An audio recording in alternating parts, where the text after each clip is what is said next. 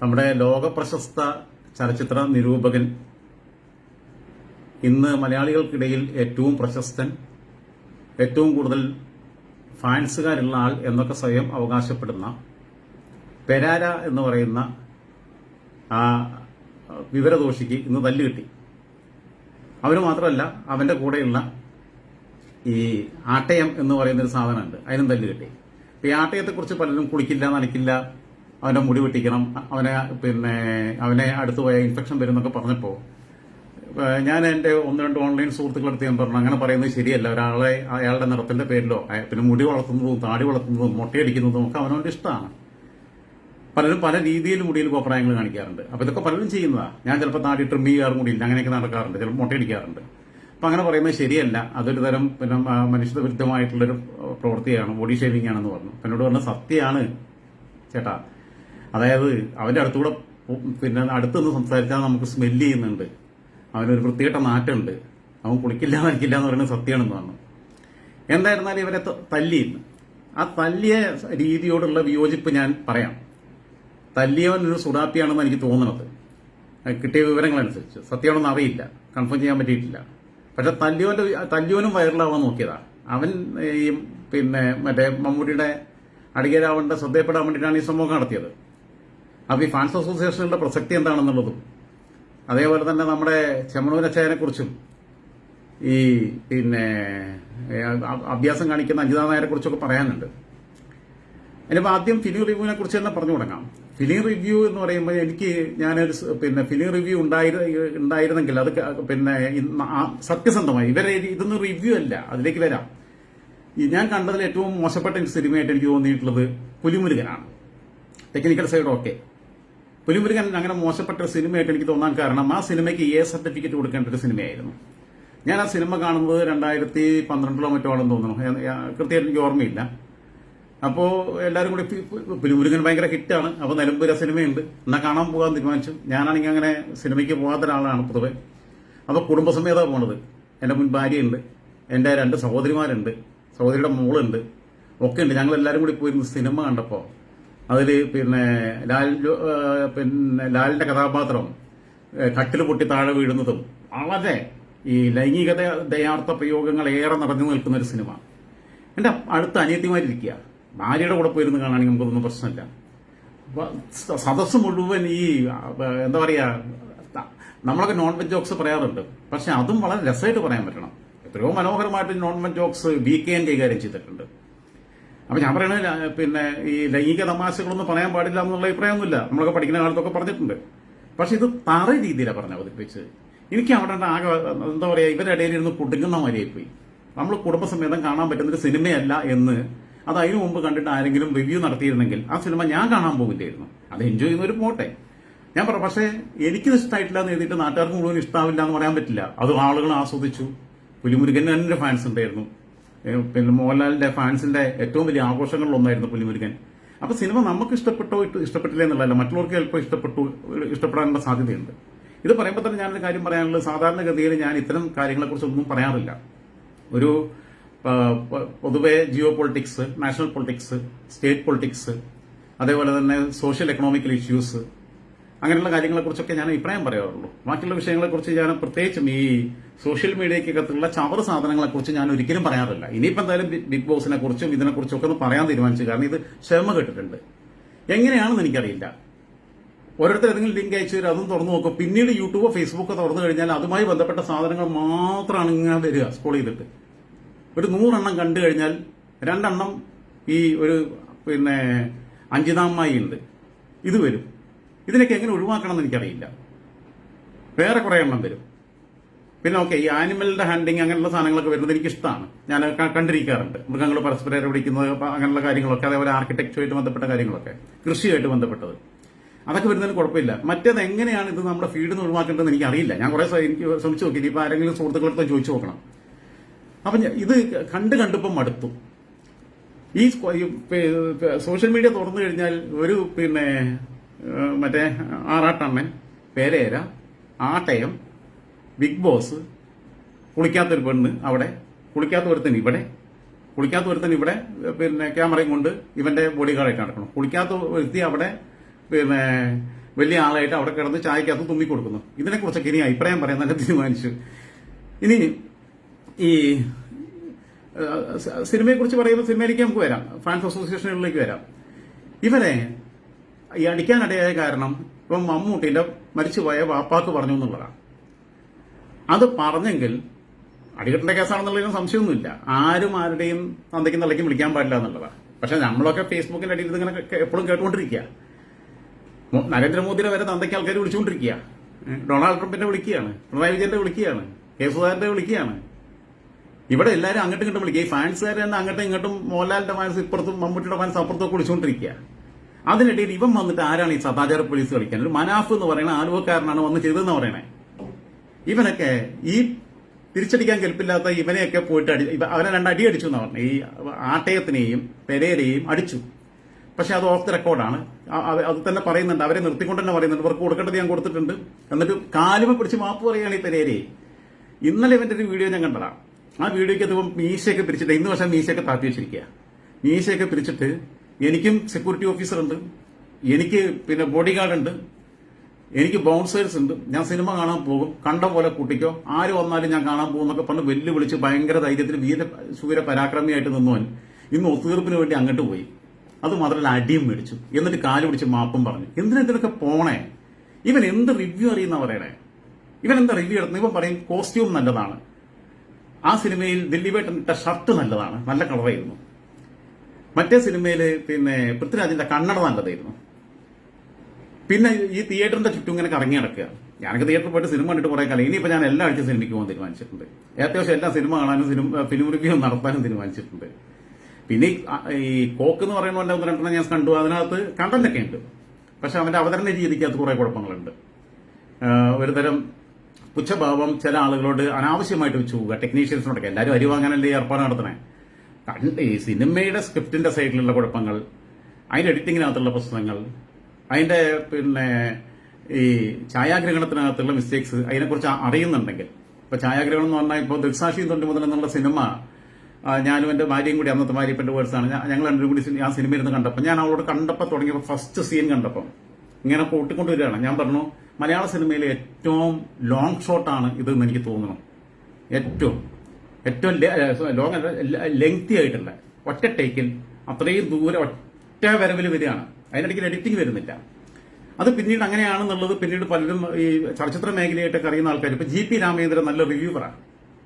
നമ്മളൊക്കെ പണ്ട് ഈ ഒരു 10-12 വർഷങ്ങൾക്ക് മുമ്പ് ഞാൻ ഖത്തറിലാവുന്ന സമയത്ത് എല്ലാ വ്യാഴാഴ്ചയും ഞങ്ങൾ പിന്നെ ഈ സിനിമ വെക്കും. ഈ കളർ ഓഫ് പാരഡൈസ് ഒക്കെ ഞാൻ അങ്ങനെയാണ് കാണുന്നത്. അതേപോലെ ഗാംഗുബായി, ഇപ്പോഴത്തെ ഈ ഗാംഗുബായി അല്ല, നാഷണൽ ഫിലിം കോർപ്പറേഷൻ എടുത്തിട്ടുള്ള ഗാംഗുബായി ഉണ്ട്, അവർ ഫണ്ടിങ് കൊടുത്തിട്ട് എടുത്തിട്ടുള്ള ഗാംഗുബായി.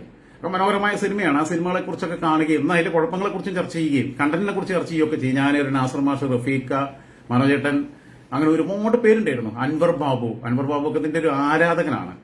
വ്യാഴാഴ്ച കൂടുക എന്താ വെച്ചാൽ എനിക്ക് വ്യാഴാഴ്ച വെള്ളിയാഴ്ച ഒക്കെ പറ്റും, കാരണം എനിക്ക് വെള്ളി ശനി അവധിയാണ്. പക്ഷെ ഇവരിൽ പലർക്കും ശനിയാഴ്ച ഡ്യൂട്ടിക്ക് വേണം. അപ്പം വ്യാഴാഴ്ച തന്നെ ഇത് വെക്കും, വ്യാഴാഴ്ച രാത്രി വെക്കും. പോലൊരുവോളം ഇരുന്നതൊക്കെ കണ്ട് ഇതിനെക്കുറിച്ച് ചർച്ച ചെയ്യും. കണ്ട സിനിമയെക്കുറിച്ച് നമ്മൾ ഫേസ്ബുക്കിൽ അന്ന് എഴുതും. അന്ന് എഴുത്താണ്, വീഡിയോ ഇല്ല. എഴുതിയത് പലതും അന്നത്തെ സമയത്ത് വൈറലായിട്ടുണ്ട്. പല സിനിമകളെക്കുറിച്ചും നമ്മൾ കണ്ടതിനെ കുറിച്ചൊക്കെ എഴുതിയിട്ടുണ്ട്. ഫിലിം ഫെസ്റ്റിവലുകൾ നടത്തിയിട്ടുണ്ട്. വായിച്ച പുസ്തകങ്ങളെ കുറിച്ച് അഭിപ്രായം പറയേണ്ട വായന എനിക്ക് വളരെ കുറവാണ്. എന്നാൽ തന്നെ ഏതെങ്കിലും പുസ്തകങ്ങൾ വായിച്ചിട്ടുണ്ടെങ്കിൽ അതിനെ കുറിച്ച് ഫേസ്ബുക്കിൽ എഴുതുകയാണ്. അതിന്റെ ഗുണവും ദോഷവും ഒക്കെ എഴുതിയിട്ടുണ്ട്. അപ്പോൾ ഈ പിന്നെ പ്രണയത്തിന്റെ പ്രവാചകൻ പിന്നെ ഒരു പുസ്തകമുണ്ട്, ഈ ഗിരീൽ ജിബ്രാൻ മേരി ഹാസ്കലിന് എഴുതിയ ഒരു പ്രണയ ലേഖനങ്ങളുടെ സമാഹാരമുണ്ട്. എനിക്ക് മനോഹരനാണ് തരുന്നത്. ഞാനത് വായിച്ചിട്ട് അതിനെക്കുറിച്ചൊരു കുറിപ്പ് എഴുതി. അപ്പൊ ഇത് ട്രാൻസ്ലേറ്റ് ചെയ്തത് KP സുധീരയാണ്, നമ്മളെ അറിയപ്പെടുന്ന എഴുത്തുകാരി. ഞാൻ പറഞ്ഞ KP സുധീരയ്ക്ക് അതിന്റെ മർമ്മം മനസ്സിലായിട്ടില്ല. ട്രാൻസ്ലേഷനകത്ത് ഇംഗ്ലീഷ്, അതിന്റെ മലയാളം ട്രാൻസ്ലേഷനകത്തും ഇംഗ്ലീഷും രണ്ടും വായിച്ചു നോക്കുമ്പോൾ അതിന്റെ ആത്മാവ് നഷ്ടപ്പെട്ടിട്ടാണ് ട്രാൻസ്ലേറ്റ് ചെയ്തതെന്ന് പറഞ്ഞു. ഇവരെന്നെ വിളിക്കുകയൊക്കെ ചെയ്ത് കുറെ. പക്ഷെ അതുകൊണ്ട് ഞങ്ങൾ തമ്മിലിപ്പോൾ നല്ല സൗഹൃദമായി. പിന്നെ നമുക്കൊരു എന്താ പറയാ, വളരെ ആദരവ് തോന്നിയിട്ടുണ്ട്. പിന്നീട് ആ രീതിയിൽ അവർക്ക് പിന്നീട് വൈരാഗ്യമൊന്നും വെച്ച് പുലർത്തിയിട്ടില്ല. ഇതൊക്കെ നമ്മൾ ചെയ്യുന്നതാണ്. പക്ഷേ ഇവരിപ്പോ ചെയ്തുകൊണ്ടിരിക്കുന്നത് എന്താ? ഇവരാരാ അടിക്കാൻ? ഈ മനാഫ് എന്ന് പറയുന്നത് ഇവനെ അടിക്കാൻ ആരാ? ഇതിനൊക്കെ അടുപ്പിക്കുകയല്ല വേണ്ടത്. ആദ്യം ചെയ്യേണ്ടത് ഈ ആട്ടയം എന്ന് പറഞ്ഞവനെ പിടിച്ചിട്ട് ഒരു 200 ലിറ്ററിന്റെ ടാങ്ക് മേടിച്ച് അതിനകത്തൊരു 1 കിലോ പൊട്ടാസ്യം പെർമാംഗനേറ്റ് ഇട്ട് ഒരു കുറച്ച് 2 കുപ്പി ഡെറ്റോൾ ഒഴിച്ച് അതിൽ ഒരു 10 മണിക്കൂർ മുക്കി വെച്ചിട്ട് ഇവനെ ഒന്ന് കുളിപ്പിച്ചെടുക്കുക വേണ്ടത്. എന്നാൽ തന്നെ കുറെ രസം ഉണ്ടാവും. സിനിമാ തിയേറ്ററിലേക്ക് ആൾക്കാർ കുറെ വരും. കാരണം ഇവന്മാർ അവിടെ കറങ്ങി നടന്നിട്ട് ഇവർക്ക് പരിചയമില്ലാത്ത ഈ ആറാട്ടാണെന്ന് ഞാൻ ശ്രദ്ധിച്ചിട്ടുണ്ട്. പരിചയമില്ലാത്ത നടന്മാരെടുത്തും നടിമാരെടുത്തൊക്കെ പോയിട്ട് ഇന്ന് തന്നെ ഈ പെരേര ചിലർക്ക് പെൺകുട്ടികൾക്ക് പോയിട്ട് കൈ കൊടുക്കാൻ പോകുന്നുണ്ട്. ഇവര് കൈ കൂപ്പി കളിക്കുന്നുണ്ട്. കാരണം മറ്റവും കൂടെ നിൽക്കുക, അവനെ നാറിക്കൊണ്ടിരിക്കുക. അതാണ് പ്രശ്നം. ആറാട്ടണ്ണൻ സ്വഭാവമുണ്ട്. പ്രമുഖരായ നടന്മാരെയൊക്കെ തോളത്ത് വല്ല സുഹൃത്താണെന്നുള്ളത് കാണിക്കാൻ വേണ്ടിയിട്ടാ. അവൻ മറ്റേത് ക്രഷ് പറഞ്ഞതിനൊന്നും എനിക്ക് അഭിപ്രായ വ്യത്യാസമില്ല. നിത്യാമേനോട് അവന് ക്രഷ് തോന്നിയിട്ടുണ്ടെന്നുണ്ടെങ്കിൽ നമുക്കൊക്കെ ക്രഷ് തോന്നിയ ആൾക്കാരോട് പറയാം 10 കൊല്ലം ഫോളോ ചെയ്തിട്ടുണ്ട്. 10 വർഷം ജീവിതത്തിലെ അത് ചിലപ്പോൾ ഉണ്ടാവും. അതേസമയം അത് അവനങ്ങനെ ആഗ്രഹിക്കാൻ അർഹതയുണ്ട്. എന്താ കുഴപ്പം? പക്ഷെ അത് കരുതിയിട്ട് ഇങ്ങനെ എനിക്ക് പരമായിട്ടൊക്കെ സൗഹൃദമുണ്ട്, നമ്മൾ വൈറലായിട്ട് നിൽക്കണം എന്നുള്ള ചിന്തിക്കുന്നതിനകത്ത് കുഴപ്പം. അവരടുത്ത് കണ്ടന്റ് ഉള്ളത് പറയട്ടെ. ആറാട്ടണ്ണന്റെ അടുത്ത് കുറച്ചൊക്കെ സാധനമുണ്ട്. പക്ഷെ ആറാട്ടണ്ണന്റെ പ്രശ്നം അവന് ഈ ബുദ്ധി കൂടി പട്ടായതാണെന്ന് എനിക്ക് തോന്നണേ. ഞാൻ എന്റെ നിരീക്ഷണത്തിൽ നോർമലല്ല, പക്ഷെ അത് ബുദ്ധി കൂടിയിട്ടാണ്. അത്യാവശ്യം കാര്യങ്ങളെക്കുറിച്ചൊക്കെ ഒരു ഗ്രാഹ്യമൊക്കെ ഉണ്ട്. പക്ഷെ വൈറലായി കഴിഞ്ഞപ്പോൾ ആ ലൈം ലൈറ്റിൽ അങ്ങനെ നിൽക്കണം എന്നുള്ളതാണ്. മറ്റോന്റെ അടുത്താണെങ്കിൽ ഒരു കുന്തുമില്ലാന്നേ ഈ പെരേര എന്ന് പറയുന്നതിന്റെ അടുത്ത്. എന്നിട്ട് ഈ അഭിലാഷ് ആട്ടയത്തിന് എന്താണെന്ന് വെച്ചാൽ ഇവർക്ക് ആറാട്ടണ്ണന്റെ പ്രശ്നം അത് തന്നെയാണ്. ഈ ആട്ടയത്തിനൊക്കെ എന്ന് പറഞ്ഞു കഴിഞ്ഞാൽ ജീവിതത്തിൽ എനിക്കൊന്നിനെ പ്രണയിക്കാൻ പോലും അവസരം കിട്ടിയിട്ടില്ല. ഒരാളുടെ കൂടെ ഒരുമിച്ച് ഒരു പെൺകുട്ടിയുടെ കൂടെ പോയി ചായ കുടിക്കാനോ ഒരു സിനിമയ്ക്ക് പോകാനോ ഒരുമിച്ച് യാത്ര ചെയ്യാനൊന്നും അവസരം കിട്ടിയിട്ടില്ല. അപ്പോൾ ഇവർ ഷോർട്ട് ഫിലിം എന്ന് പറഞ്ഞു തുടങ്ങി. എന്നിട്ട് എവിടെ നിന്നൊക്കെയുള്ള ചവറുകളൊക്കെ പെറുക്കിയെടുത്തിട്ട് ഷോർട്ട് ഫിലിം എന്ന് പറഞ്ഞാൽ എന്ത് ഷോർട്ട് ഫിലിമാ? കുറെ സിനിമാ പാട്ടുകൾ അവിടെ ഇവിടെ ഇരുന്നിട്ട് ഇവർ വീണ്ടും എന്തൊക്കെ ആക്ഷൻ കാണിച്ച് ഷൂട്ട് ചെയ്യുന്നു. ഇവർക്കൊന്നും കെട്ടിപ്പിടിക്കാത്തതേ ഉള്ളൂ. സത്യം പറഞ്ഞാൽ വല്ലാത്ത ദാരിദ്ര്യമാണ്. നാട്ടുകാർ പിരിവെടുത്ത് ഇവരെ താഴേക്ക് പറഞ്ഞേക്കണം. ഇവരുടെ പ്രശ്നം തീരും, ഇവരെ ഫ്രസ്ട്രേഷൻ തീരും എന്ന് വിശ്വസിക്കുന്ന ഒരാളാണ് ഞാൻ. ഇപ്പം ഇവൻ മീശ വിരിച്ച് കടന്നു മീശയില്ല. ഇവൻ തന്നെ പറഞ്ഞത്, പെരേര ഇന്നലെ പറഞ്ഞത്, ഞാൻ 4 പേരെ ഇടിച്ച് മൂക്കിന്ന് ചോര വരുത്തിയിട്ടുണ്ടെന്ന്. ഇന്ന് ഇവന്മാര് അവനെ ഞെട്ടിച്ച് മാപ്പ് പറയിപ്പിക്കുന്ന സമയത്ത് അവൻ പറയാ, എനിക്കിനി തല്ലുകൊള്ളാൻ വയ്യ, ഞാൻ 5-6 വർഷം മുമ്പ് വരെയൊക്കെ കുറെ തല്ല് കൊണ്ടിട്ടുണ്ട്, ഇന്നലെ ഇടിച്ചോന്ന് പറഞ്ഞതാ. അപ്പൊ അവന് ബോഡി ഗാർഡും വേണ്ട, ഒന്നും വേണ്ട, വിറച്ചുകൊണ്ടിരിക്കുകയായിരുന്നു. കേരളത്തിൽ എത്ര ജില്ലയുണ്ടെന്ന് അവൻ അറിയില്ല. അവൻ പറഞ്ഞ എല്ലാ ജില്ലയിലും പോയിട്ട് മാപ്പ് പറയണമെന്ന്. മലപ്പുറം, പാലക്കാട്, എറണാകുളം, തൃശ്ശൂര്, അങ്ങനെ അങ്ങനെ കുറച്ച് ജില്ലകളുണ്ടല്ലോ, അവിടെയൊക്കെ പോയിട്ട് മാപ്പ് പറയണം. പിന്നെ എത്ര ജില്ലയുണ്ടെന്ന്, എത്ര ജില്ല എന്നുള്ളത് പിന്നെ ഇവന് കിട്ടുന്നില്ല. 14 ജില്ലയുണ്ടെന്നുള്ള പേര് പറയണ്ട, 14 ജില്ല കേരളത്തിലുണ്ടെന്നുള്ള തിരിച്ചറിവില്ലാത്ത 23 വയസ്സുകാരൻ ഫിലിം റിവ്യൂ നടത്തുക. സിനിമയുടെ ABCD അറിയാത്തവൻ. ഇവര് സിനിമ കാണുക. ഇപ്പൊ പല സിനിമയ്ക്ക് ഞാൻ പറയട്ടെ, എത്ര ചവ സിനിമകൾ വരുന്നുണ്ട് നമ്മുടെ നാട്ടില്. പോയി കണ്ടിട്ട് ആ പൈസ പോയല്ലോ എന്ന് ആലോചിച്ചിട്ടില്ലേ? കുടുംബസമേതം പോകുമ്പോൾ നമ്മൾ ചിലപ്പോൾ ഫുള്ളായിട്ടിരിക്കും. ഞാനൊക്കെ പണ്ട് ഒറ്റയ്ക്ക് സിനിമയ്ക്കൊക്കെ പോകുന്ന സമയത്ത്, അതായത് അന്ന് ഈ ചൂടുകാലത്തൊക്കെ നമ്മൾ എവിടെയെങ്കിലും യാത്രയൊക്കെ ചെയ്യുകയാണെന്നുണ്ടെങ്കിൽ, ആരെയും മീറ്റ് ചെയ്യാൻ പോകുകയാണെന്നുണ്ടെങ്കിൽ, താമസം ഉണ്ടെന്നുണ്ടെങ്കിൽ കോഴിക്കോടൊക്കെ പോയി കഴിഞ്ഞാൽ അന്ന് AC തിയേറ്ററിൽ കയറും. അവിടെ ഇവിടെ ഇരിക്കുന്നതിനേക്കാൾ നല്ലൊരു സിനിമയ്ക്ക് കയറാലോ എന്ന് കരുതും. അത്രയും സമയം അന്ന് ടിക്കറ്റിന് ഇത്രയും പൈസയൊന്നുമില്ല.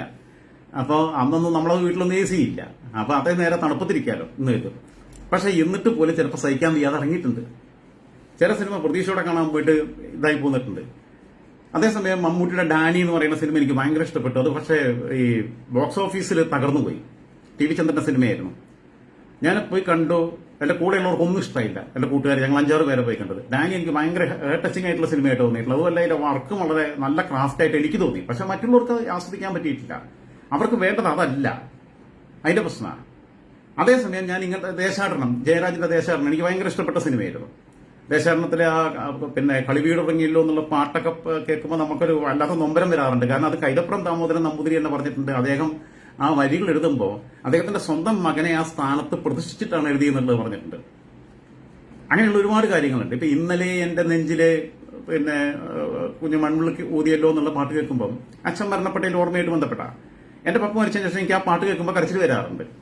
അതേപോലെ തന്നെ വേറൊരു മാപ്പിളപ്പാട്ടുണ്ട്, ചെറുപ്പത്തിൽ യത്തീമാക്കിയിട്ട് എന്നെ വിട്ടു പിരിഞ്ഞല്ലോ അരുമപ്പൂ കനിയായ ഭാപ്പ എന്നുള്ള ആ പാട്ട് കേൾക്കുമ്പോൾ എനിക്ക് ഭയങ്കര വിഷമം, ഈ സങ്കടം വരും ആ പാട്ട് കേൾക്കുമ്പോൾ. അത് നമ്മളെ ആത്മാനുഭവമായിട്ട് ബന്ധപ്പെട്ട. അതേസമയം വളരെ സുഖമായിട്ട് അച്ഛന്മാരുടെ കൂടെയൊക്കെ ജീവിക്കുന്ന ആൾക്കാർക്ക് അത് കേൾക്കുമ്പോൾ പ്രത്യേകിച്ച് ഈ ഫീലൊന്നും ഉണ്ടാവില്ല. സിനിമകളെ അങ്ങനെയൊക്കെ നമ്മൾ കാണാറുണ്ട്. സിനിമകൾ കമ്മീഷണർ സിനിമ, വടക്കന്തൻ IPS നമ്മുടെ സുരേഷ് ഗോപിയുടെ കമ്മീഷണർ സിനിമ. സുരേഷ് ഗോപിക്ക് വന്നപ്പോൾ ഒരു കാര്യം കൂടി ഓർത്തു. കമ്മീഷണർ സിനിമ അവിടെ നിൽക്കട്ടെ. ഈ ഞങ്ങൾ മമ്മൂക്ക എത്ര ചാരിറ്റി ചെയ്യുന്നുണ്ടെന്ന് അറിയോ? ഇവിടെ ചാരിറ്റി ഇവൻ ചോദിക്കുകയാണ്, മമ്മൂക്ക ഫാൻസിനെ അറിയോ? ഈ കാസർകോട്ടെ പെണ്ണുങ്ങളെ അറിയുമോ എന്ന് പറഞ്ഞിട്ട് പെൺകുട്ടികൾ പാട്ട് പാടിയമാതിരി ഞങ്ങൾ ഇവിടെ ചാരിറ്റി ചെയ്യുന്നവരുണ്ടെന്നേ.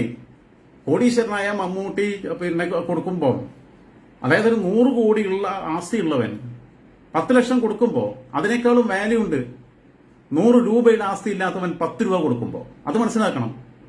അങ്ങനെ കൂലിപ്പണിക്ക് പോകുന്ന എത്ര മനുഷ്യര് അവർ കുടുക്കയിൽ പൈസ ഇട്ടിട്ട് ഒരു മാസം ഇത്ര രൂപ ചാരിറ്റിക്ക് വേണ്ടി മാറ്റി വെച്ചിട്ട്, ഞങ്ങളുടെ നാട്ടിലൊക്കെ ഈ ചികിത്സാ ധനസഹായമൊക്കെ പിരിക്കുമ്പോൾ കൂലിപ്പണിക്കാരാ, അവർ തരും ഒരു ഓഹരി. സ്വന്തം കിഡ്നി സംഭാവന ചെയ്ത കൊച്ചൂസെറ്റ് ചിറ്റിലപ്പള്ളിയുണ്ട്. എത്ര പേരുണ്ടങ്ങനെ. ഇപ്പോ മൈക്രോസോഫ്റ്റിന്റെ സ്ഥാപകൻ, അയാളുടെ മൊത്തം പേര് ബിൽ ഗേറ്റ്സ്, മൊത്തം സമ്പാദ്യങ്ങൾ ചാരിറ്റിക്ക് വേണ്ടിയിട്ട് മാറ്റിവെച്ചില്ലേ? അപ്പൊ അങ്ങനെയുള്ള ഒരുപാട് മനുഷ്യരുണ്ട്. ഇയാൾ ഇങ്ങനെ ചെറുതാക്കി കാണിക്കണമെന്നില്ല. എനിക്ക് ഇയാളോട് വേറെ ശത്രുതയൊന്നുമില്ല മമ്മൂട്ടിയോട്. ഞാൻ പറഞ്ഞല്ലോ, മമ്മൂട്ടി എനിക്ക് ഇഷ്ടപ്പെട്ട നടനാണ്. മോഹൻലാൽ എനിക്ക് വളരെ ഇഷ്ടപ്പെട്ട നടനാണ്. മമ്മൂട്ടിയുടെ അമരമാണ് എനിക്ക് എന്റെ ജീവിതത്തിൽ ഏറ്റവും ഇഷ്ടപ്പെട്ട ഒരു സിനിമ. അപ്പൊ ഡാനിയൊക്കെ എനിക്ക് ഇഷ്ടമാണെന്ന് പറഞ്ഞു. അമരമാണ് ഞാൻ സ്കൂളിൽ പഠിക്കുന്ന കാലത്ത് കണ്ടതാണ്. അമരത്തിലെ അച്ചൂട്ടി, അമരത്തിൽ അതേപോലെ തന്നെ മുരളിയുടെ കഥാപാത്രം, മാധുവിന്റെ അശോകന്റെ ഒന്നും കഥാപാത്രം എനിക്ക് അത്ര ഇതായിട്ടില്ല. പക്ഷേ അച്ഛനും മകളും തമ്മിലുള്ള ഒരു ബന്ധത്തിന്റെ തീവ്രതയുണ്ട്. അത് ലോഹിദാസിന്റെ സ്ക്രിപ്റ്റിന്റെ ഗുണാട്ടോ. കീഴിടത്തിൽ അച്ഛനും മകനും തമ്മിലുള്ള ബന്ധത്തിന്റെ തീവ്രതയാണത്. ദശരഥത്തിൽ ഒരു കുഞ്ഞിനോട്, ഒരു കുഞ്ഞും അതിന്റെ പിന്നെ അമ്മയും തമ്മിലുള്ള ബന്ധം വരുന്നത്. കാരണം ഗർഭപാത്രം വാടകയ്ക്ക് എടുക്കുക. ദശരഥ എന്ന സിനിമ അത് ലോഹിദാസിന്റെയാണ്. ഭാരതത്തിൽ അങ്ങനെ ലോഹിദാസിന്റെ സ്ക്രിപ്റ്റുകൾക്കകത്തൊക്കെ ഒരു വല്ലാത്ത ബന്ധത്തിന്റെ ഇതുണ്ട്. കാരണം അദ്ദേഹത്തിന്റെ സ്ക്രിപ്റ്റ് ടെക്നിക്കൽ സ്ക്രിപ്റ്റ് അല്ല. അദ്ദേഹം ഫിലിം ഇൻസ്റ്റിറ്റ്യൂട്ടിലൊന്നും പഠിക്കാത്തതുകൊണ്ട്. ശ്രീനിവാസന്റെ സ്ക്രിപ്റ്റുകൾ എനിക്ക് ഭയങ്കര ഇഷ്ടമാണ്. സന്ദേശമൊക്കെ അതുകൊണ്ടാണ് കാലാതീതമായിട്ട് നിലനിൽക്കുന്നത്.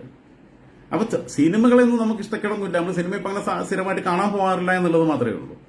അപ്പം ഭരതം, കിരീടം, അമരം ഇങ്ങനെയുള്ള എല്ലാ സിനിമകളും നമുക്ക് ഭയങ്കര ഇഷ്ടമാണ്. കമ്മീഷൻ സിനിമയിലേക്കാണ് വന്നത്. കമ്മീഷണർ സിനിമ മോഹൻലാലിന്റെ മമ്മൂട്ടിയും മാത്രമല്ല, എനിക്ക് എൻ.എഫ്. വർഗീസിനെ ഭയങ്കര ഇഷ്ടമാണ്. തിലകനെ ഇഷ്ടമാണ്. മഞ്ജു വാര്യർ ഇഷ്ടമാണ്. എൻ.എഫ്. വർഗീസ് എന്ന് പറയുന്ന ഒരു നടത്തിന്റെ ഒരു മഹത്വം ഞാൻ തിരിച്ചറിഞ്ഞത് പത്രം എന്ന സിനിമ. മഞ്ജു വാര്യർ നായിക, സുരേഷ് ഗോപി നായകൻ.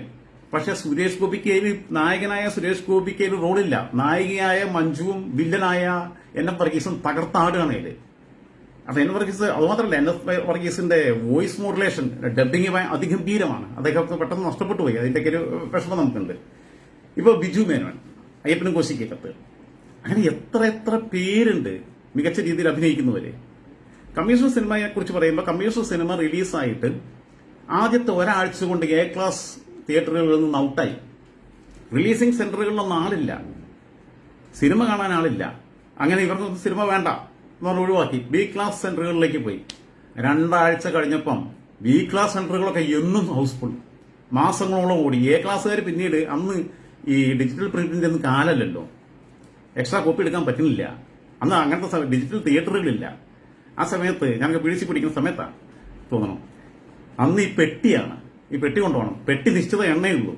പെട്ടി അവിടെ കിടക്കുക ആ തിയേറ്ററിൽ. അത് അടുത്ത സ്ഥലത്തേക്ക് ട്രാൻസ്പോർട്ട് ചെയ്യാൻ പെട്ടെന്ന് പറ്റില്ല. ഈ ലോജിസ്റ്റിക് സംവിധാനങ്ങളൊക്കെ വളരെ കുറവാണ്.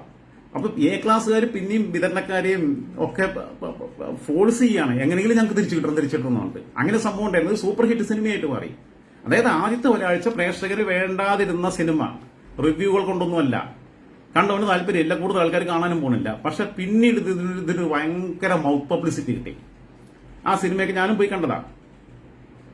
ദിൽവാലെ ഇത് എഴുതിയിട്ട് ഞാൻ ഈ പിന്നെ ഡാനി, ദേശാടനം, പൊന്തന്മാട, വിധേയൻ ഇതൊക്കെ കണ്ടു എന്ന് പറഞ്ഞുകൊണ്ട്, ഗാംഗുബായി, പിന്നെ കളർ ഓഫ് പാരഡൈസ് ഒക്കെ കണ്ടു എന്ന് എഴുതിയിട്ട് ക്ലാസിക് സിനിമകൾ, ആർട്ട് സിനിമകൾ മാത്രം, ഷാജിയൻ കരുണിന്റെ എനിക്ക് ഇഷ്ടപ്പെട്ട സിനിമയാണ്, ഇതൊക്കെ കണ്ടു എന്ന് എഴുതിയിട്ട് ഞാൻ ഈ എന്റർടൈൻമെന്റ് സിനിമകൾ കാണില്ല എന്നല്ല. തേന്മാവിൻ കൊമ്പത്ത് എനിക്ക് ഭയങ്കര ഇഷ്ടപ്പെട്ട സിനിമയാണ്. ദ കിങ് ഞാൻ കാണാൻ പോയത് പിന്നെ പഠിക്കുന്ന സമയത്ത് പെരുന്തമണ്ണ പോയിട്ടാണ് കണ്ടത്.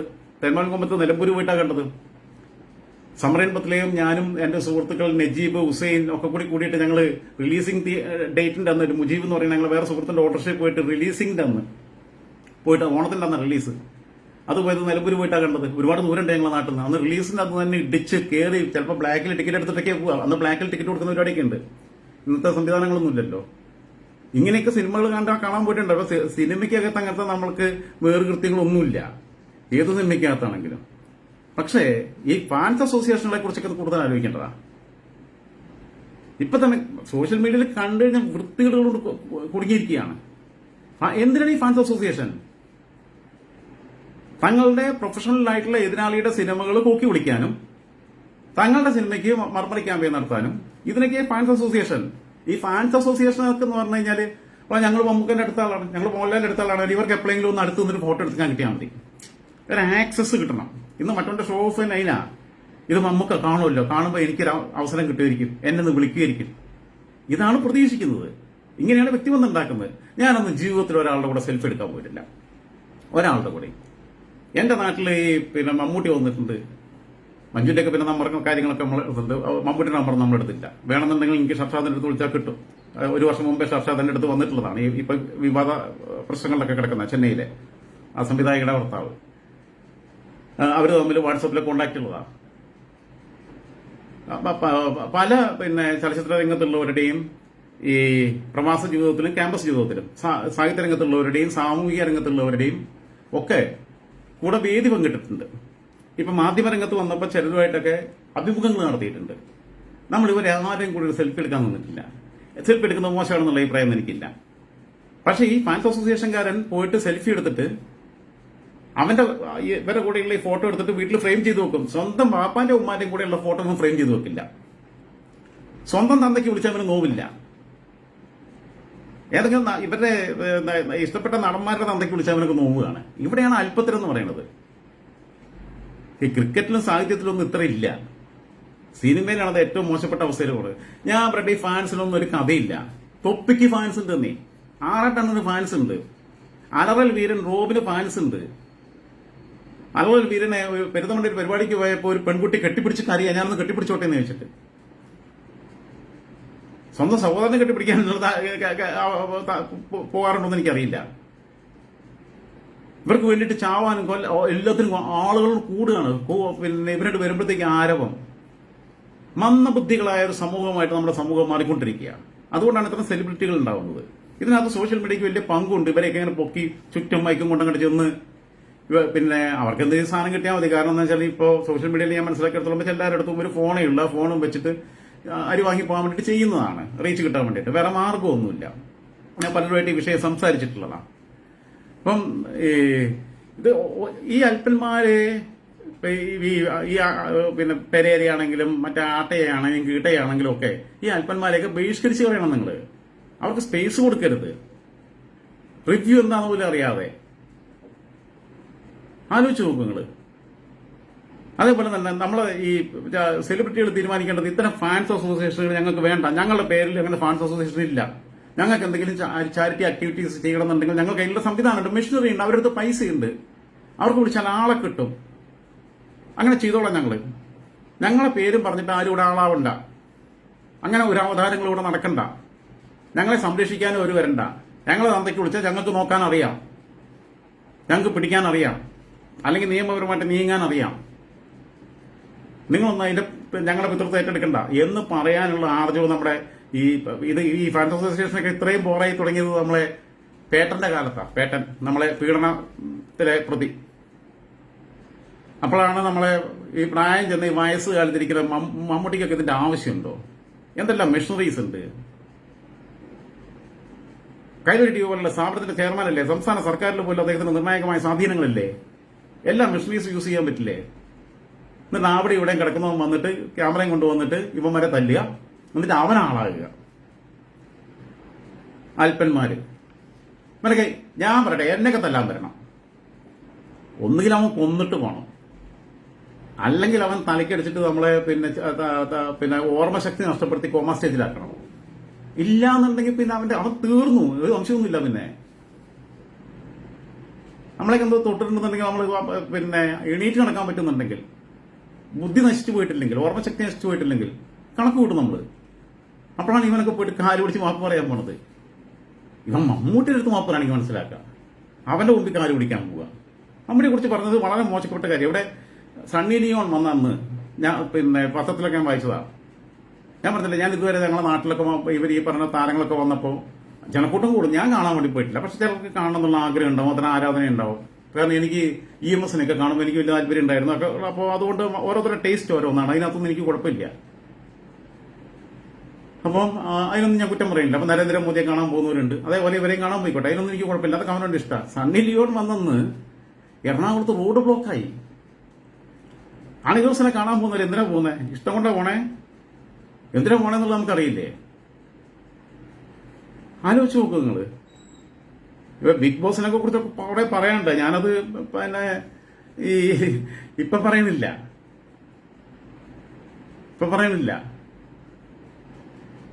ഈ സുനാപ്പി സംസ്കാരം കൊണ്ട് നടക്കുന്നത് കുറെ ഈ ആൽപ്പന്മാരെയൊക്കെ ഒഴിവാക്കണം. ഫാൻസ് അസോസിയേഷനുകൾ പിരിച്ചുവിടാൻ ബന്ധപ്പെട്ടവർ തയ്യാറാവണം. വേറെടുത്തിട്ടുണ്ടല്ലോ ഫാൻസ് അസോസിയേഷൻ കൊണ്ട് നടക്കുന്നത്. നമ്മളെ പണ്ടത്തെ കാലത്ത് ക്രിസ്ത്യാനികളുടെ ഇടയിലുള്ള അമ്മച്ചിമാരിടുന്ന ചട്ടയും കൊണ്ടുകൊടുത്തുകൊണ്ട് നടക്കുന്ന ഒരുത്തൻ, പാവങ്ങളുടെ ദൈവം എന്ന് പറഞ്ഞ മറുപടി കൂടെ ഫോട്ടോയും വെച്ച് റാലിയും നടത്തിയതാ പണ്ട് ആളാവാൻ വേണ്ടി നടക്കുന്നത്. ഇവന്റെ ചരിത്രം എന്താണെന്ന് എനിക്കറിയാം. അപ്പൊ അടുത്ത കാലത്ത് ഞാൻ കണ്ടു ഈ നമ്മുടെ ഈ അഞ്ജിത അമ്മായി എന്ന് പറയുന്ന ഒരു സാധനമുണ്ട്. എന്താണ് അവളുടെ കണ്ടന്റ് എന്നുള്ളത് നിങ്ങൾക്കൊക്കെ മനസ്സിലാവും. റീൽസ് വരുന്നത് നമ്മളെ ഫീൽഡിൽ വരുമ്പോൾ നമ്മളൊന്ന് നോക്കും. പക്ഷെ ഇതെങ്ങനെ ഒഴിവാക്കേണ്ടത് എനിക്കറിയില്ല. അതാരെങ്കിലും കമന്റ് ചെയ്യണത് അല്ല. ഇല്ലെങ്കിൽ ഞാൻ നാളെ സുഹൃത്തുക്കളെ ആരെയും കണ്ട് ചെയ്യും. കാരണം ഇല്ലെങ്കിൽ ഞാനിതിൽ പ്രതികരിച്ചുകൊണ്ടിരിക്കും. ഞാൻ എത്രയും നാളും ഇങ്ങനെ മിണ്ടാണ്ടിരുന്നു. പക്ഷെ നമ്മൾ പ്രതികരിച്ചിട്ട് നമ്മളും കൂടി ആകാൻ നാറുണ്ടല്ലോ. പിന്നെ ചിലപ്പോൾ വാക്കുകൾ എവിടെയും കൂടി പോയി കഴിഞ്ഞാൽ ഇവരുടെ പോലെ കേസും വന്നു കഴിഞ്ഞാൽ അതും കുടുങ്ങി. പിന്നെ സ്ത്രീവിരുദ്ധതയായി മറ്റേതായി സ്ത്രീത്വത്തെ അപമാനിച്ചു തേങ്ങ മാങ്ങാന്നൊക്കെ പറഞ്ഞിട്ട് വന്നു കഴിഞ്ഞാൽ അതുകൊണ്ട് ഇതെങ്ങനെ ഒഴിവാക്കാൻ നാളെ ഞാൻ എന്തായാലും നമ്മളെ ടെക്നീഷ്യന്മാരുടെ അടുത്ത് ആരെങ്കിലും എടുത്ത് പറയും. എന്തായാലും പല കാര്യങ്ങളിലും അവരാണ് എനിക്ക് വേണ്ട കാര്യങ്ങൾ ചെയ്യാറുള്ളത്. ഞാൻ ഈ കാര്യത്തിലൊക്കെ വളരെ പിന്നിലാണ്, അപ്ഡേറ്റഡ് അല്ല. ഫോണിൽ പല സോഫ്റ്റ്വെയർ എനിക്ക് ഇട്ട് തരാറുള്ളത് അങ്ങനെയാ. അല്ലെങ്കിൽ എന്റെ കസിൻസ് മക്കൾ ആരെങ്കിലും അവരൊന്നും ഇപ്പൊ എനിക്ക് അവൈലബിൾ അല്ല, ആക്സസ് ഇല്ല. ഇവള് ഈ പാവങ്ങളുടെ ദൈവം ഈ ചട്ടയും ഇട്ട് നടക്കുന്ന സ്വർണ്ണക്കടക്കാരന്റെ കൂടെ അവന്റെ കാർവനിൽ കയറിയിട്ട് ഇന്റർവ്യൂ ഒക്കെ നടത്തണം. എങ്ങനെ ഇവൾക്ക് ആക്സസ് കിട്ടി എന്നുള്ളതും അല്ലെങ്കിൽ എന്തുകൊണ്ട് അയാൾ ആക്സസ് കൊടുത്തു എന്നുള്ളതൊക്കെ അയാളുടെ ഒരു ക്യാരക്ടർ വെച്ചിട്ട് സാമാന്യ ബോധമുള്ള മനുഷ്യർക്ക് മനസ്സിലാവുന്നതാണ്. കാരണം ഈ സ്വർണ്ണക്കടക്കാരനെ കുറിച്ച് 11 വർഷങ്ങൾക്ക് മുമ്പ് 2013 ഫെബ്രുവരി മാസത്തിൽ നമ്മുടെ നക്സൽ അജിത് ചേച്ചി, കോഴിക്കോടുള്ള നക്സൽ അജിത് ചേച്ചി എന്നോട് കുറെ ഡീറ്റെയിൽസ് പറഞ്ഞിട്ടുണ്ട്. അയാളുടെ കാരണം അത് എനിക്ക് വിശ്വസിക്കാൻ ബുദ്ധിമുട്ടൊന്നുമില്ല. കാരണം അയാളുടെ ഒരു സ്വർണ്ണക്കടയിലെ സ്റ്റാഫായിട്ടുണ്ടായിരുന്ന ഒരു പെൺകുട്ടിയെ അപോർഷൻ നടത്തേണ്ടി വരികയും പിന്നീട് കുറച്ച് പൈസ നഷ്ടപരിഹാരമൊക്കെ കൊടുത്തു. അതും അവിവാഹിതയായ ചെറിയ പെൺകുട്ടി. ഇയാളെ മകളൊക്കെ പ്രായമൊക്കെ ഉള്ളൂ. ആ സംഭവം പറഞ്ഞിട്ടുണ്ട്. പിന്നീട് ഇയാളുടെ ഒരു വീഡിയോ അത് പിന്നെ ഞാൻ ഡൗൺലോഡ് ചെയ്തിട്ട് എന്തെങ്കിലും ആവശ്യം വന്ന സേഫ് സോണിലേക്ക് ഇടാൻ വേണ്ടിയിട്ട് ഞാനത് എന്റെ ഹാർഡ് ഡിസ്കിൽ വെച്ചിട്ടുണ്ട്. ഇയാൾ ഒരു ഷൂട്ട് റൂമിലാണോ അതോ ഇനിയിപ്പോൾ ഇയാളുടെ ഗസ്റ്റ് ഹൗസിൽ തന്നെ എന്തായാലും പഞ്ചനക്ഷത്ര സൗകര്യങ്ങളൊക്കെ ഉണ്ടാവും. ഇയാൾ കട്ടിലേക്ക് കിടക്കുകയാണ്. വേറെ പെണ്ണ്, അവരുടെ മുഖം വ്യക്തമല്ല. ഇയാളെ കുറെ ചീത്ത പറയാം, നീ എന്നെ ചതിച്ചില്ല, അങ്ങനെയല്ല ഇങ്ങനെയല്ല എന്നൊക്കെ പറഞ്ഞിട്ട് കൂടുതലും ഇംഗ്ലീഷിലാണ് കമ്മ്യൂണിക്കേഷൻ. ഏസായമ വുമണൈസർ എന്ന് പറയുന്നുണ്ട്. എന്നിട്ട് അയാളടുത്ത് എന്തിനാണ് ഈ അഞ്ജിതമ്മായി പോയി എന്നുള്ളതൊക്കെ നമുക്ക് തിരിയുന്നത്. പോയിക്കോട്ടെ, കച്ചവടം നടത്താൻ പോകരുത്, സെക്സിന് കൈക്കൂലി മേടിക്കരുത്, അത്ര എനിക്ക് പറയാനുള്ളൂ. ഇതിന്റെ പേരൊക്കെ ഒരു കേസ് കൊടുക്കണമെന്നുണ്ടെങ്കിൽ ഞാൻ നോക്കിക്കോളാം. കച്ചവടം നടത്താൻ പോകരുത്. ഇഷ്ടമുണ്ടെങ്കിൽ അങ്ങോട്ടും ഇങ്ങോട്ടും ആയിക്കോട്ടെ, ഉഭയകക്ഷി സമൂഹത്തോടെ ആയിക്കോട്ടെ. അത് കഴിഞ്ഞിട്ട് മറ്റേ എന്താ ഹിനാൻ എന്നൊക്കെ പറഞ്ഞിട്ടൊരു സാധനം ഉണ്ടല്ലോ, ഒരു പുതിയ അവതാരം. അത് പറഞ്ഞു എനിക്ക് എന്റെ ജീവിതത്തിൽ ബോച്ചെ ഒന്ന് കാണണം എന്ന് ആഗ്രഹമുണ്ട്. എന്തിനാ കാണണേ? എന്താ ഉദ്ദേശം? പണിയെടുക്കാതെ കുറെ കാലം ജീവിക്കാനുള്ള പൈസ കിട്ടും, അത് തന്നെ. അതിനപ്പുറത്തേക്കൊന്നും ഇതിലില്ല. ഇവരുടെയൊക്കെ ഞാൻ ഇനിയിപ്പോൾ ഇതിലൊന്നും മിണ്ടാതിരിക്കാൻ ഉദ്ദേശിക്കുന്നില്ല. ഞാൻ എന്തായിരുന്നാലും എന്ത് വന്നാലും ഇനിയിപ്പോൾ അടുത്ത ദിവസങ്ങളിലൊക്കെ ഇത് പറയും. ഏത് കൊട്ടേഷൻ വന്നാലും പറയും. ഇനിയിപ്പോ ഈ മനാഫ് എന്ന് പറയുന്ന മമ്മൂട്ടിന്റെ ഫാൻസിന് എന്തെങ്കിലും ആഗ്രഹമൊക്കെ ഉണ്ടെന്നുണ്ടെങ്കിലും അതും അവർ കണ്ടപോലെ കൂട്ടിക്കോട്ടെ. എന്തായിരുന്നാലും മമ്മൂട്ടിയെ പോലെയും മോഹൻലാലിനെ പോലെയും ഒക്കെ ഉള്ളവര് പേട്ടൻ എന്തെങ്കിലും നടത്തട്ടെ. പേട്ടൻ ഗതികെട്ട് നിൽക്കുകയാണ്. നിയമവും നൂലാമാലയും ഒക്കെ പണിയെടുത്തുണ്ടാക്കിയ പൈസയിൽ കുറെ കേസും കൊണ്ടൊക്കെ നടക്കുകയാണ്. സിനിമകളും പൊളിയുന്നു. പൃഥ്വിരാജിനെ പോലെ, ഫഹദ് ഫാസിലിനെ, പൃഥ്വിയും ഫഹദൊക്കെ എത്ര സ്കിൽഡാണ്. ഈ പൃഥ്വിയെ കൊതുക്കാൻ വേണ്ടിയിട്ട് ഇത്തരം ഫാൻസുകാരെ ഉപയോഗിച്ചതാണ് ഒരു കാലത്തെ തിയേറ്ററിൽ പോയിട്ട് കൂക്കാൻ വേണ്ടിയിട്ടേ, സിനിമയെ ഡീഗ്രേഡ് ചെയ്യാൻ, മർമ്മറി ക്യാമ്പയിൻ നടത്തുക. അത് മോശമാണെന്ന് പറഞ്ഞ് പ്രചരിപ്പിക്കുക അവിടെ എവിടെയും പോയിട്ട്. ഫഹദിനെ അങ്ങനെ ചെയ്തിട്ടുള്ളതാ. പക്ഷെ അവരൊക്കെ അവരെ കഴിവുകൊണ്ട് തിരിച്ചു വന്നു. പൃഥ്വിയും ഫഹദും ഒക്കെ തിരിച്ചു വന്നു. ഫഹദൊക്കെ ഫാസിലിന്റെ മകനാണ്. പൃഥ്വി സുകുമാരന്റെ മകനാണ്. ആ ബ്ലഡ് അവിടെയുണ്ട്. സിനിമയിൽ തന്നെ അവരുടെ ചോര. ദുൽഖർ നല്ല കഴിവില്ലേ? ദുൽഖറിന് പിന്നെ അത്ര വലിയ ഒരു അറിയപ്പെടുന്ന ഒരാളുടെ മകൻ എന്നുള്ള രീതിയിലുള്ള കൂടെ പ്രിവിലേജ് ഉണ്ട്. ബാക്കിയുള്ളവരൊക്കെ ഫാൻസ് ഉണ്ടായിട്ടാ ഇന്ദ്രൻസിന് ഫാൻസ് ഉണ്ടായിട്ടാ ഇന്ദ്രൻസ് പിടിച്ചിരിക്കണേ. സൗബിൻ സഗീറിന് കുറെ ഫാൻസ് ഉണ്ടായിട്ടാ ഇവരൊക്കെ ഫാൻസ് കൊണ്ടാണോ പിടിച്ചിരുന്നത്? മാമുക്കയ്ക്ക് ഫാൻസ് ഉണ്ടായിരുന്നോ? കുഞ്ചിന് ഫാൻസ് ഉണ്ടോ? കുതിരവട്ടം പപ്പു ഫാൻസ് ഉണ്ടായിരുന്നോ? പറയാൻ നിന്നാ കുറെ ഉണ്ട്. പിന്നെ ബിഗ് ബോസിനെ കുറിച്ച് ഞാൻ പിന്നീട് പറയാം. ഞാൻ ഇങ്ങനെ കലിച്ചു വരുന്നുണ്ട്. അപ്പൊ അതുകൊണ്ട് പറഞ്ഞു കഴിഞ്ഞാൽ കൂടി ഞാൻ പറഞ്ഞല്ലോ, ഒരു ഡിഫാമേഷൻ കേസിലുള്ള ഒരു കാര്യങ്ങൾ ഞാനിതുവരെ പറഞ്ഞതിനകത്തില്ല. അറിയാതെ എന്റെ കൺട്രോൾ വിട്ടുപോയിട്ട് അങ്ങനെ ഒരു കാര്യത്തിലേക്ക് പോകാൻ എനിക്ക് താല്പര്യമില്ല. ഇപ്പോഴേ 3-4 കേസ് ഉണ്ട്. ഓക്കെ, എല്ലാ കേസുകളും ഇങ്ങനെ നമുക്ക് വക്കീലന്മാരെ ബുദ്ധിമുട്ടിക്കാൻ പറ്റില്ലല്ലോ. ഇപ്പൊ ഒരുപാട് പേരൊക്കെ ഫ്രീ ആയിട്ട് ഏറ്റെടുത്തതൊക്കെ ഉണ്ട്. എണ്ണം കൂടും തോറും പിന്നെ അവർക്ക് ബുദ്ധിമുട്ടാവും. അപ്പൊ അതുകൊണ്ട് തൽക്കാലം വിടാം. ബിഗ് ബോസിനെ കുറിച്ച് എന്തായാലും പറയും.